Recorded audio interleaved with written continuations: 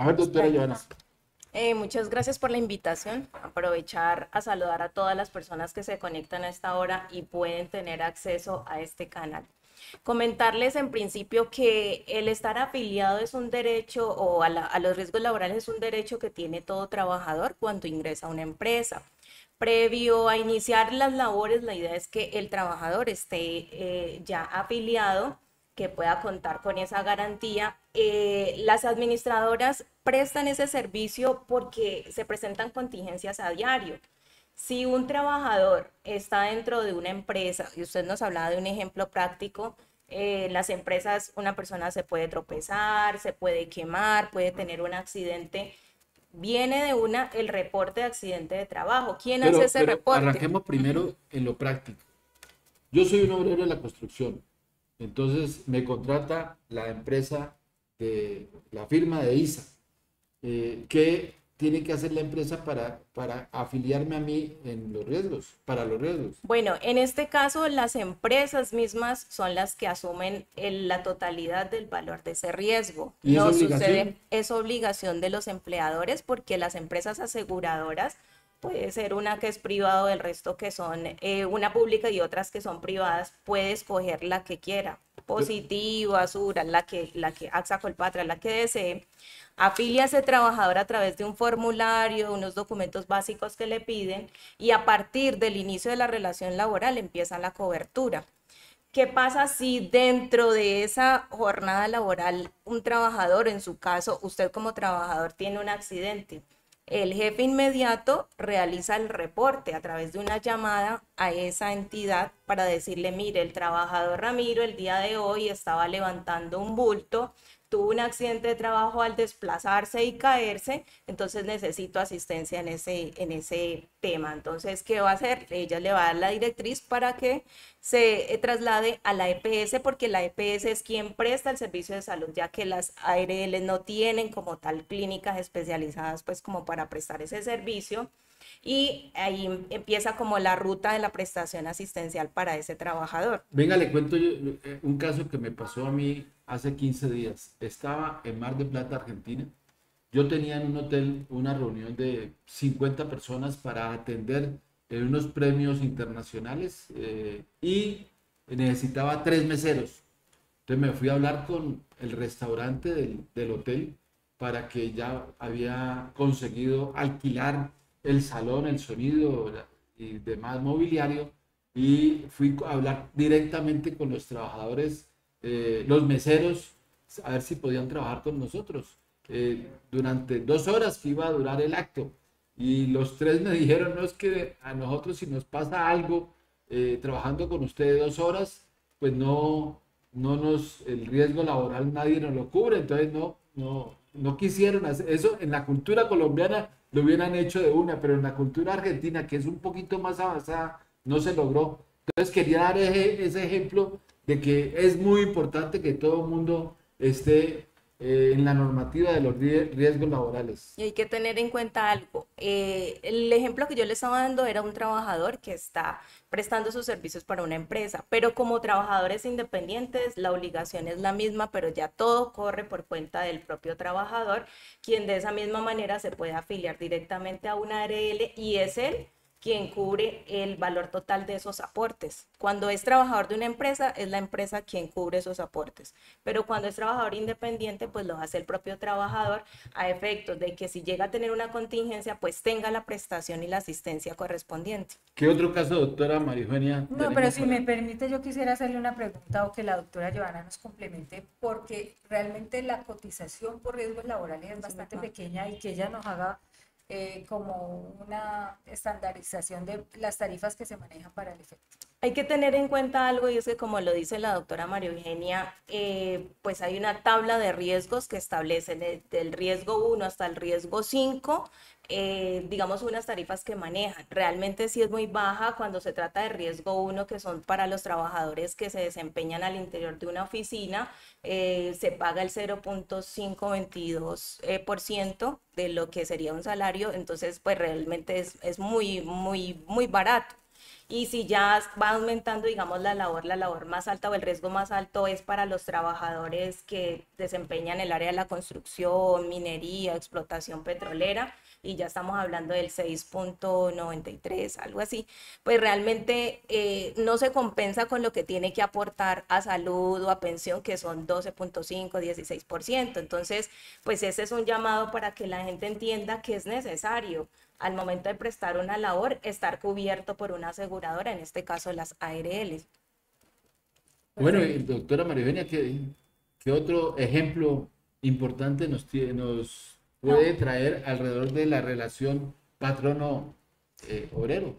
mire, hay un tema que a mí me gustaría que lo desarrolláramos en una próxima oportunidad, porque yo les decía, el solo hecho de exponer a una actividad a un trabajador genera esos riesgos, pero en aquellos eventos en que el empleador inclusive o ya cae en alguna culpa por negligencia, por omisión, o expone al trabajador de un acto imprudente, ya independientemente de esas prestaciones o asistencia que da la ARL, el empleador debe asumir de manera directa. Pero me gustaría dejar ese tema más adelante. No sé si les parece conveniente, porque cuando ya dijimos que la administradora de riesgos cubre tanto enfermedades laborales como accidentes de trabajo, pero hay que llegar primero a determinar que una enfermedad es de ese tipo laboral, es decir, que el trabajador ha estado expuesto a un riesgo que le genere esa enfermedad, o que las secuelas son derivadas de ese evento que se reportó como accidente de trabajo.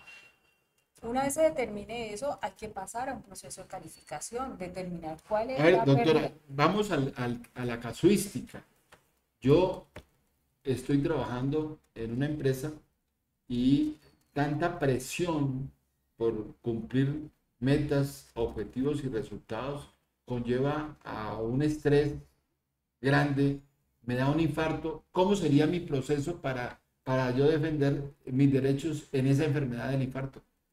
Bueno, tiene que demostrar que estuvo expuesto a ese riesgo psicosocial, que se le exigía demasiado resultado frente a la capacidad que podría tener una persona.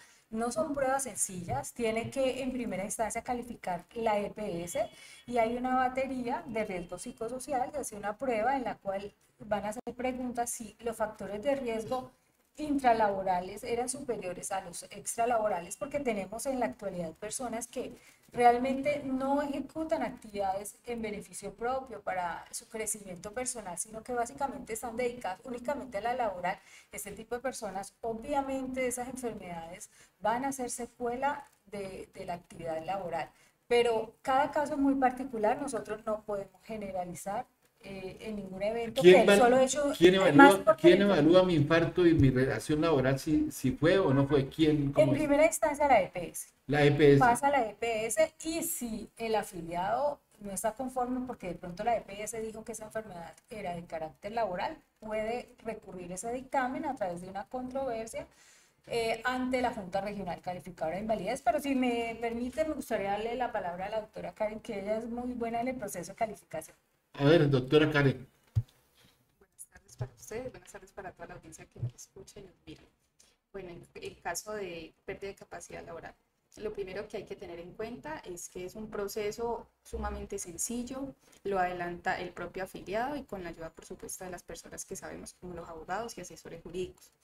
Es un trámite que se inicia previo el accidente de trabajo de la persona. Entonces, en el caso de este infarto, este caso que se nos expone, el infarto lo va a determinar primeramente el previo reporte a la ARL, y luego se va para la EPS con cargo a la ARL. Es la atención que le van a hacer a él o a ese trabajador que sufrió ese accidente. Posterior a ello, van a hacer un trámite de calificación de origen para determinar si ese evento fue de origen común o de origen laboral. Si es de origen laboral, asume las prestaciones y todo el tema del acompañamiento de la administradora de riesgos laborales, que tenemos la positiva, que es la pública, y otras administradoras que son de origen privado.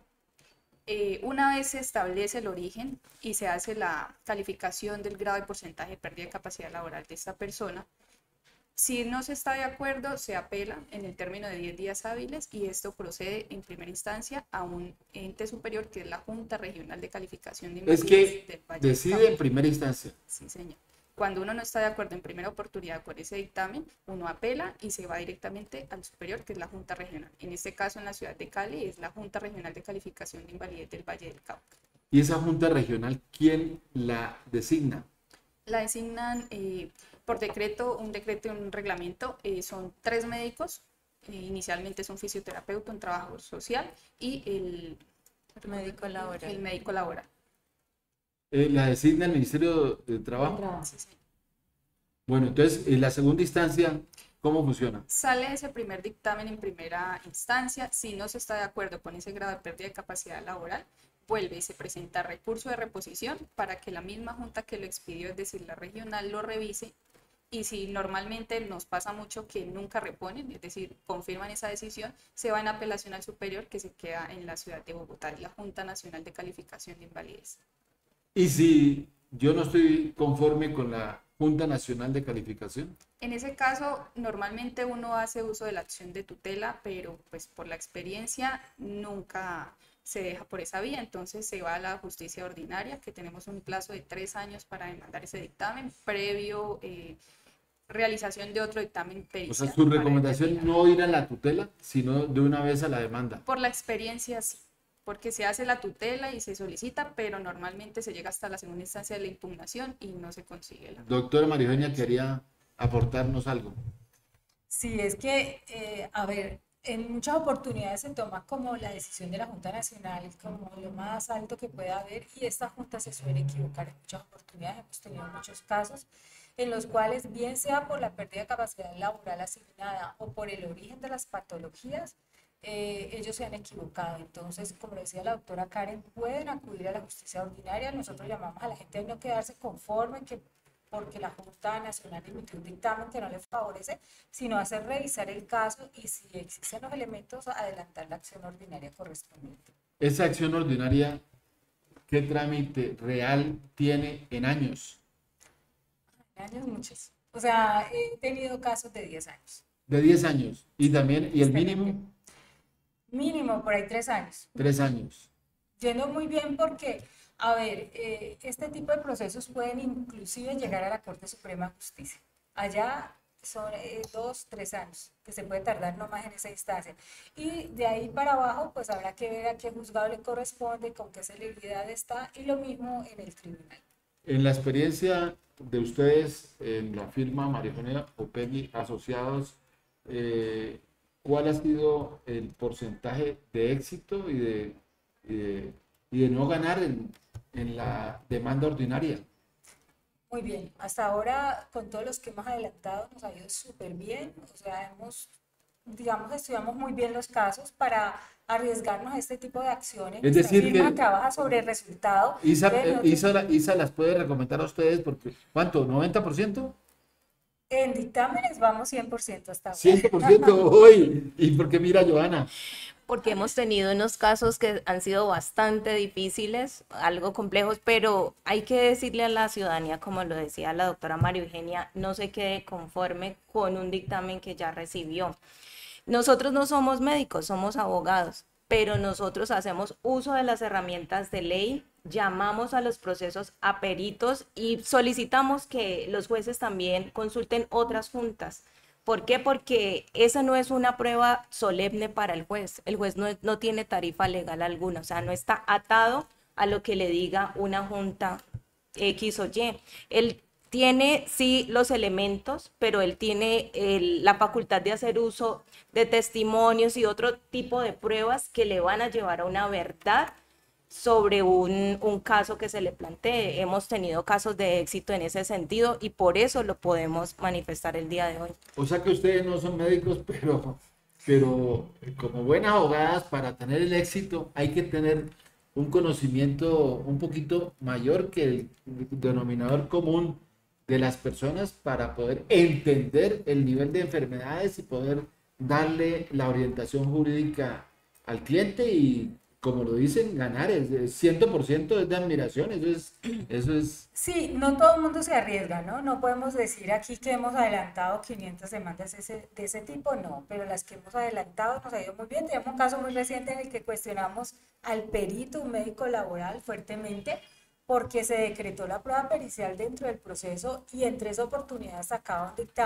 un dictamen que desconocía realidades. Ellos a veces, por eso es que invitamos a la gente a revisar sus casos, porque ellos en muchas calificaciones tienen el programa montado en el sistema y no entran como al detalle. En cambio, uno sí se toma el trabajo y ellos ven demasiados pacientes. Yo no quiero cuestionar pues la labor profesional de estos médicos laborales, pero de ver tanta cantidad de pacientes no se pueden ahondar en los detalles y en muchos casos Para equivocar.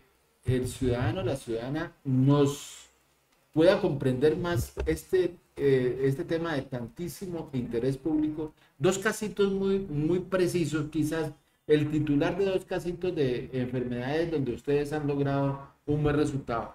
Bueno, no podemos dar los nombres, No, pero por tenemos supuesto. uno puntual. No logramos el estado de invalidez en primera instancia y además de ello se le calificó la enfermedad como laboral. Nada de secuelas de accidente de trabajo. Llevamos, como indicaba la doctora Joana, testimonios, practicamos 2 pruebas periciales. En primera instancia, bueno, no, en todas las instancias logramos que se declarara el estado de invalidez y que se declarara que eso era consecuencia de un accidente de trabajo. Pero Entonces, bajemos de peldaño, es decir, y cortico. ¿Cuál es el caso preciso? ¿Cómo fue el accidente y cuál fue el esta es problema una de persona salud? que trabaja para una empresa muy conocida aquí, muy reconocida de la ciudad, manipulaba pesos en exceso, en su implementación la empresa no tenía todas las medidas de protección adecuadas y obviamente esta persona por querer colaborar hacía labores inclusive más allá de las que correspondía y empezó a presentar una afectación de columna que finalmente lo llevó a una cirugía y hoy se desplaza con muletas. Otro caso de Joana que nos cuente. Un trabajador que laboraba dentro de una planta y en su labor constante y diaria estaba expuesto a factores de riesgo porque hacía los mismos movimientos constantemente.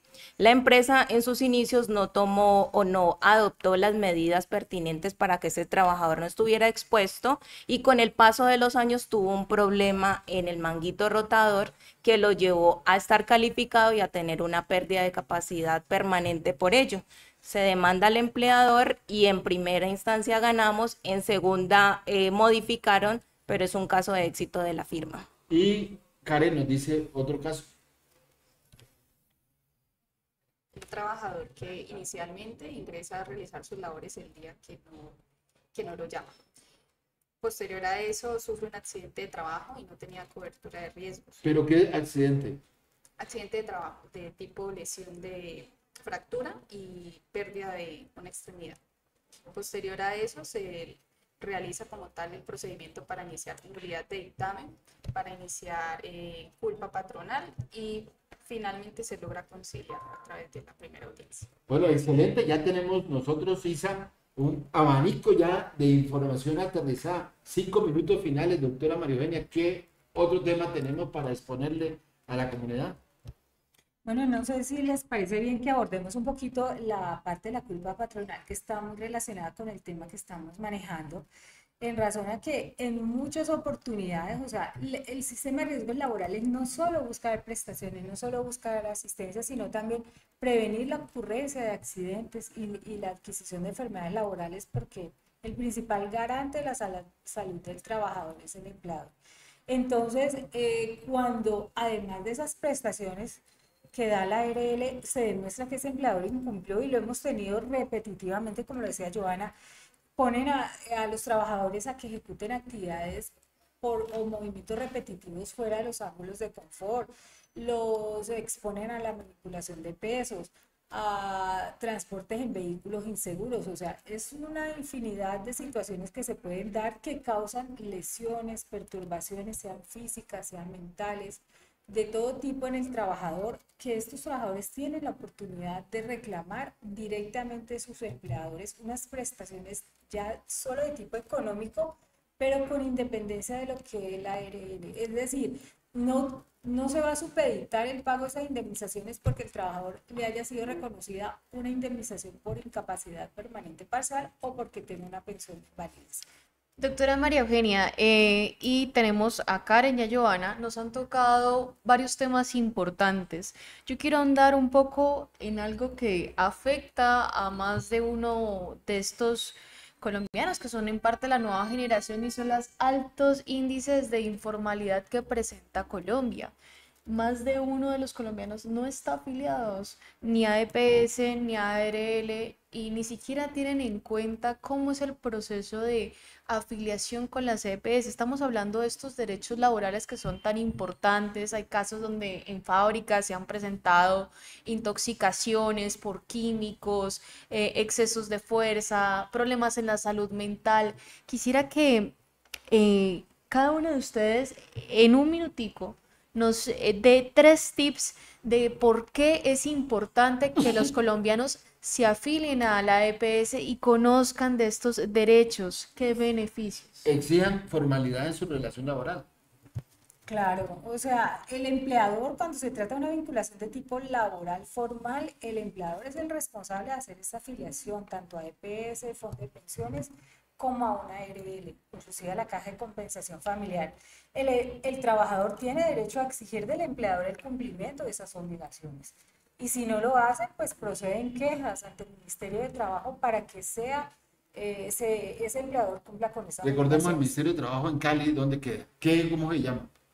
Es la Dirección Territorial del Valle del Cauca, Regional, ¿no? regional, está ubicada en la avenida Tercera Norte con 24, si mal Por no. la clínica de Un los poquito más remedios. arriba, más hacia la terminal. No sé, Bueno, Karen, ¿tiene casos de lo que plantea Bueno, recomendarle Isa? siempre a los trabajadores solicitar sus afiliaciones a los 3 riesgos de tipo fondo de pensiones, ARL para contingencias de origen laboral y EPS para solicitar las citas médicas. A veces son trabajadores que tienen hijos y los hijos necesitan también sus controles, entonces la idea es que se aseguren de que previo a iniciar la contratación laboral, previo a iniciar su trabajo, tengan todas las contingencias cubiertas. Joana, entre el fondo público-privado, ¿qué factores debe tener en cuenta para la elección? Bueno, cuando se trata de un trabajador independiente en temas de ARL, los dos, tanto público como privado, prestan las mismas asistencias y es lo mismo estar afiliado a uno o a otro. Lo importante aquí, Isa, y a todos los televidentes, a las personas que se conectan, es la conciencia también que se debe tener. Muchas personas teniendo la posibilidad de afiliación no lo hacen por ahorrarse unos pesitos más, pero no están viendo los riesgos a los que se ven enfrentados. No se trata solo del empleador, pasa muchas veces que en empresas que no son muy formales la gente dice, no, yo lo pago por mi cuenta, pero déjeme trabajar, pero no tiene esa conciencia de que el empleador en últimas es quien responde cuando no hay una afiliación y se presenta un evento. El tiempo es oro. Así es. Nos queda un minuto para que la líder de Marijone Opegui Asociados nos dé el mensaje que pueda universalizar este bloque de opinión, de recomendación a nuestros seguidores en temas de derechos laborales. Bueno, yo quería de pronto ahondar un poquito en la pregunta de Isa y es en el sentido que todos debemos estar asegurados para nuestras contingencias. No importa, llámese vejez, llámese invalidez, llámese muerte. Entonces, si se puede hacer como trabajador independiente, porque realmente se cumple como trabajador independiente, hacerlo así, porque el tiempo pasa, la edad corre muy rápido y cuando menos pensamos nos enfrentamos a que estamos próximos a cumplir la edad para una pensión de vejez, por ejemplo, y no se ha cumplido con el requisito de cotizaciones. Lo mismo la salud, el Estado colombiano es muy garante en el sistema de salud y si no cotizamos, pues tenemos el beneficio del régimen subsidiado. Pero si una persona se incapacita, el régimen subsidiado no te va a pagar subsidios por incapacidad. Entonces, es importante el aseguramiento para todos los colombianos trabajadores y a los no trabajadores, pues como beneficiarios. Doctora María Eugenia, Karen Ortega, Joana Mosquera, muchísimas gracias a nuestro director Ramiro Varela y conductora Isabela Torres. Gracias por estar en una emisión más de Ciudad al Aire, pero una ciudad más participativa, donde están los mejores periodistas de investigación. Nos vemos en una próxima edición mañana a las 12 del mediodía.